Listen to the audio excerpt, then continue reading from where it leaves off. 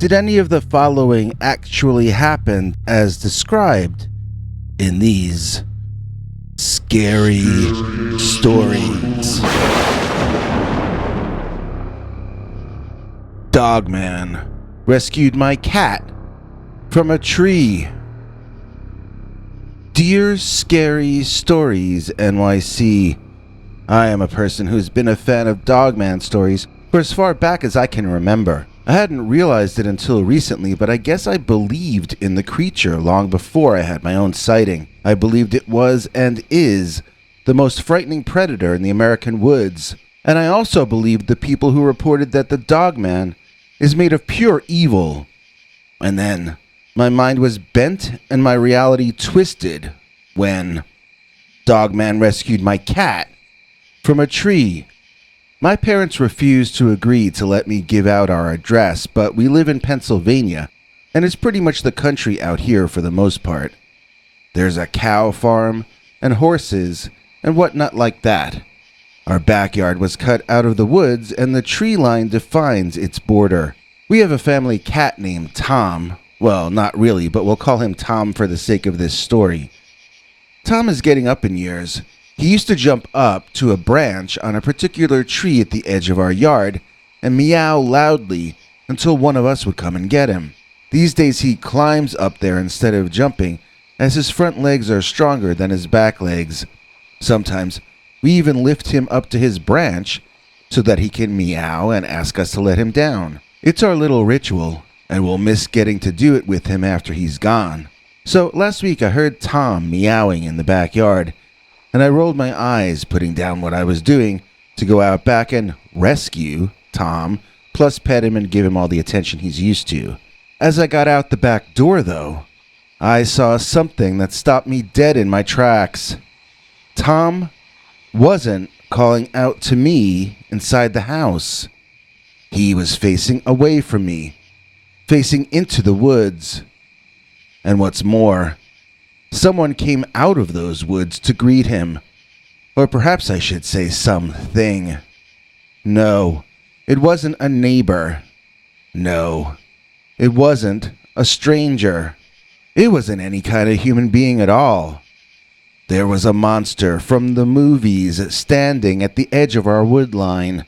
Something like what I imagine a Bigfoot looks like, but thinner and more wiry. Covered in dark brown fur from head to toe, but his head wasn't an ape head, and it had no sagittal crest or anything like that. Even though this creature stood up on its hind legs, it had a head that looked like a canine head. That thing was going to eat our beloved family cat. I needed to do something, but I didn't know what. I could try to scare it off, but it would more likely scare me off. This was an animal the size of a 6-foot tall man, and this thing looked athletic. He would have no reason to fear me if I ran toward it, even if I ran toward it screaming like a madman. So what could I do?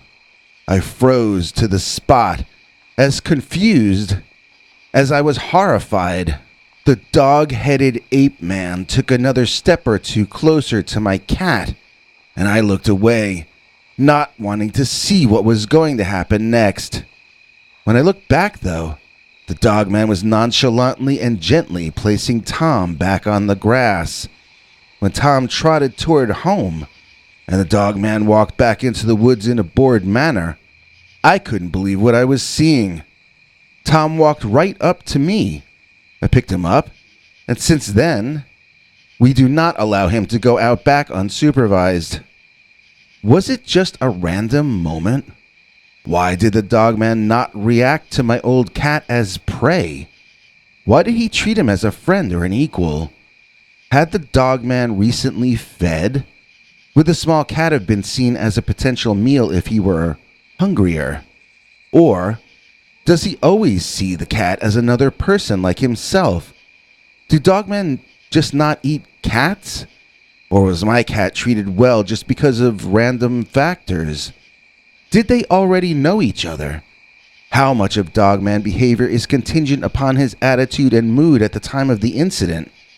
I witnessed none of the evil nature of the beast that so many others have attested to, but I'm not questioning their testimony at all. I'm just wondering if Dogman is evil when he's driven to it, but prone to benign behavior once it has all its needs met. If so, that would place it more in the realm of natural creatures than supernatural or paranormal. There is no subject I can think about any more other than this one. I find I'm obsessed with needing to understand more about the Dogman since the day when Dogman rescued my cat from a tree.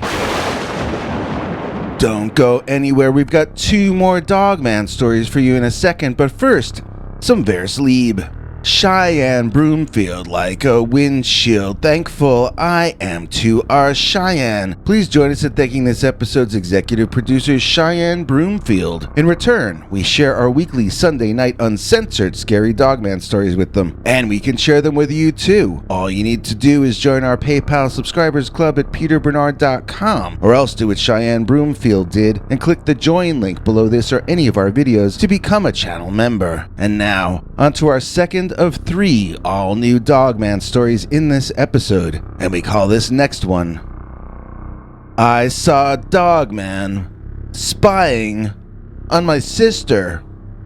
Dear Scary Stories NYC, I saw my sister slipping out of the house, something my parents don't believe she does. I don't like it when she spies on me, so I don't like to spy on her either. She tends to get even with me no matter what I do, but I've been nervous about her since she hooked up with these weird new friends she met online, and I just wanted to know that she was okay. She's been acting really mean to me since she made these new friends, and I just kind of want to know what's what. So I followed her, but I felt guilty about it. Even if I found out something bad, what would I do with the information? If I went to my parents, I'd be a snitch. And my sister's motto is, snitches get stitches. The best I could try to do would be to reason with her if I saw her doing something bad. And reasoning doesn't work with people larger than you, trust me. I've tried it several times. Reasonable people can get stitches too, I've learned. It turns out, she was in fact hooking up with her weirdo friends that I don't care for, and one of them brought a Ouija board. The 4 of them walked to the woods and went under the tree canopy into the dark forest. Even though it was bright daylight out, the tree cover was so dense that inside, it almost looked like nighttime. I have to admit, I was creeped out as they all sat down at the intersection of 2 dirt paths and started referring to it as the crossroads before they made their plea for any spirits in the area to answer their call. I watched as the Ouija board planchette did not move at all for a few minutes, no matter what question they asked or what statements they made. After a few minutes, they decided to let 2 different people try to use the board, and they stood up to change positions.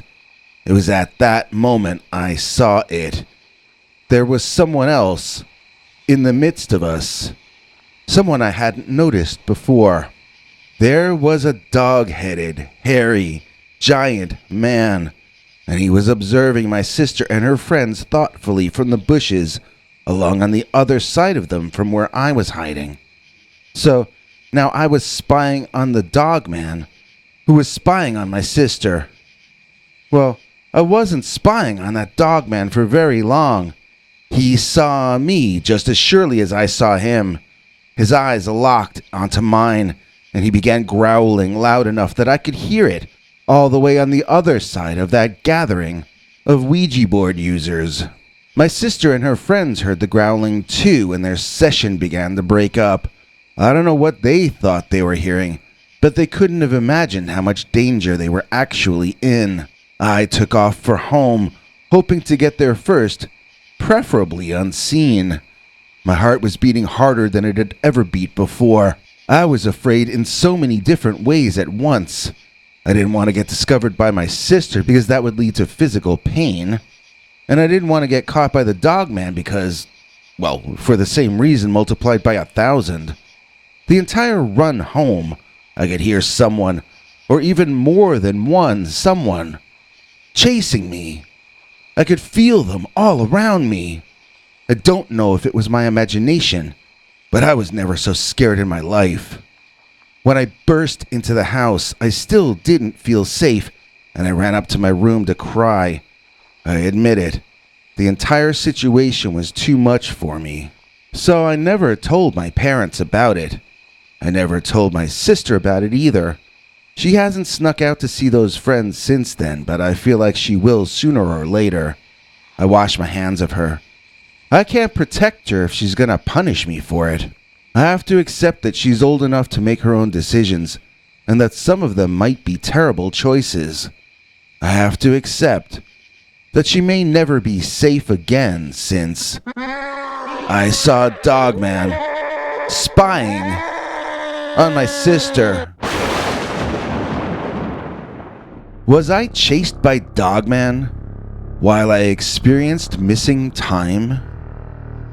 Dear Scary Stories NYC, I don't know how I feel about what I did, and I do not encourage others to do as I did, but I have to admit that when I underwent hypnosis, I remembered seeing Dogman when I had missing time. In fact, the Dogman seemed to be kind of possibly the cause of the entire experience. Since the night when I was hypnotically regressed, I have learned a lot more about the techniques involved and the nature of the results. If I had it to do over, I would either not have undergone the hypnosis, or I would have worked with someone more trustworthy and knowledgeable than the person who hypnotized me. Please, if you out there are considering doing this, do as much research as you can and learn all there is to learn. I allowed someone with an agenda to hypnotize me and ask leading questions, and now I likely will never be able to remember what actually happened. That is, assuming the recovered memories are not real. They also may be partially or fully true, but since they were recovered after questioning by someone who believes in Dogman and has a Dogman-related agenda, I can't be sure if they have any validity at all. This hypnotist, who was not a doctor of any kind, actually asked me directly if I saw Dogman during the time that my memories had lapsed. He did not ask me to tell him what I saw. He asked me to tell him if I saw Dogman. Maybe some or all of the story is true, except maybe it was a bear, not a Dogman. Because of his zealous approach, he may have polluted my memories. With that warning fully and completely in place, I'll go through the story from beginning to end, and maybe someone out there can think of a way to help me figure out what actually happened. I went camping with my camping buddy that we can call Horace back in the last week of August in 2020. We had our tents pitched in a lightly wooded patch of land south of Sleeping Bear Bay and north of Glen Lake on the eastern shore of Lake Michigan. This is unrelated, but my sister claims that Sleeping Bear Bay was named after a sleeping Sasquatch seen on the shoreline. I haven't found anyone who agrees with her, but I thought I'd throw that tidbit in. Horace and I had camped in the area before, but never exactly in that spot. Neither of us had ever had any supernatural experience before in any of our camping experiences together. Since then, we've both researched weird things that people have seen on or near the Great Lakes, and we've discovered that we had just gotten lucky never to have had anything like this happen to us before. Apparently, the Great Lakes are magnets for the weird. What had happened was that Horace wanted to turn in a little early one night. I said goodnight to him, and that was the last thing I remembered until the bright noon sun in my eyes woke me up. I was laying flat on my back on the dirt in another part of the woods that I didn't at first recognize, and I had no idea how I had gotten there.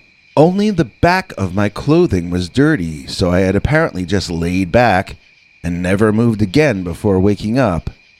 Meanwhile, back at our camp, Horace was beginning to get worried. He had awakened hours before, unaware that I was missing. The campfire had been put out, so he assumed I had done that and then gone to sleep. He prepared breakfast, then tried to rouse me, but found me missing from my tent. That by itself did not worry him, since I sometimes went for walks in the morning alone. By noon, however, he was beginning to be certain that something had gone wrong. So, the guy contacted me via our GPS tracker thingies, literally as I was exiting the woods. It was freaky, I have to admit. He never noticed me missing until I was on my way back about 50 yards away. From my perspective, this was just as surreal as the fact that I couldn't remember what had happened the night before. So this nagged at me until my girlfriend hooked me up with her friend's boyfriend, who was doing this thing where he would hypnotize people to stop smoking and stuff like that. She said this guy could help me remember what happened that night, and I jumped into answering yes too quickly, as I've already told you about. Still, I now remember the things that I saw under hypnosis as though they actually happened to me, as though they are my real memories, even though I don't know for a fact that they really are. How weird is that? I find it upsetting and disturbing. Like, maybe there's an actual glitch in my memory itself. So, what did this possibly corrupted memory tell me? Here's the story as I now remember it, but please don't forget that I don't really know if any of this is real. It might all be dream imagery. Going back to that night, under hypnosis, I recalled standing and putting out the fire, kicking some sandy dirt on top of it, and pouring out the rest of my half-empty bottle of water. I looked around for a direction to go pee in before retiring for the night, and I saw a strange light in the sky just a little bit above the tree line. I felt a deep sense of horror, followed by a memory that I had been through this before, and that everything would be fine. Just as quickly as I got scared, I felt soothed, but in a weird fashion. This was happening again, and I was used to it. Used to what? I wasn't sure, but the memories function in a kind of dream logic. I walked into the trees, into the darkness. I wanted to stop myself, at least while under hypnosis, remembering it. I wanted to stop walking into the darkness, and I wanted to go back to my tent, but I kept walking into the woods. I remember being unable to move, and I was in a very dark place. Sometimes I would think I was seeing faces, like faces of pale, eggshell-colored, gremlin people, but then they wouldn't be there, and I wasn't sure if they ever had been. I remember someone whispering in my ear, my right ear. I couldn't tell if it was a man or a woman. They told me that when they said go, I should open my eyes and I should run. Then they did, and I did too, and I soon sensed that I was being pursued. Where was I? Somewhere in the forest, or in a forest. It was dark out, and it was a fairly dense woods. Who was behind me? It was not the gremlin people. It was something like a bear man, like a bear with long, man-like legs. I caught glimpses while running at full throttle. I had to watch my step. I had to watch out for branches. I had to move forward at the fastest possible speed, and I was also trying to look behind me when I could. The sense of alarm was at its maximum. I was afraid for my life, and I was running for my life. It was like one of those end-of-the-world dreams. The tall bear man was colored gray, and its fur was long for a bear's fur, long and shaggy. Its face looked more like a wolf's face than a bear's. In fact, it didn't really resemble a bear at all. The proportions were all wrong. It was running on its hind legs. Bears can't do that. It was running too fast for me. It was catching up. And then it did catch up. And I woke up. Even under hypnosis, there was nothing between the Dogman catching up to me and the morning. I have no memory of fainting or passing out. I just know that I woke up. Since then, I've learned that any future hypnotic regression, even if done by someone more professional and with less of an agenda, might be a difficult and muddy thing. Once you've dug up dirt in one area, it's disturbed Earth forever onward. So yes, technically, I experienced missing time, and technically, when regressed, I saw that I was being chased by a dog-headed, hairy, man-sized creature during part of that missing time. It was all so surreal, though, so dreamlike, that I can't say for sure that it wasn't just that. A dream.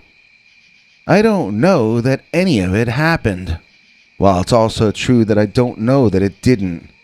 After all, I have no explanation for how I ended up waking up where I did. I have no explanation for any of it. And so I'm left unsure if these questions have already been answered for me, or if they will never be answered. Was I chased by Dogman while I experienced missing time? Thanks for watching till the end. If you liked what you saw, please consider clicking like on the video or sharing it. You can become a channel member by clicking the join link below. Then you can check our community page to find the links to 10 hours or more of secret, uncensored Dogman stories too wild to be told on this channel. Your other option is to join our paid subscribers club at peterbernard.com. That's Peter's homemade club, where he will personally email you the links as well as occasional secret club messages. You may also be included as an executive producer in a future episode. If you have a scary experience you want to tell us about, you can email us at scarystoriesnyc@gmail.com, or else call our Scary Stories voicemail hotline at 804-LESS-SCARY. The machine cuts off every few minutes, so if you have a long story, please keep calling back and we'll piece it together later on. Good night, and have a scary tomorrow.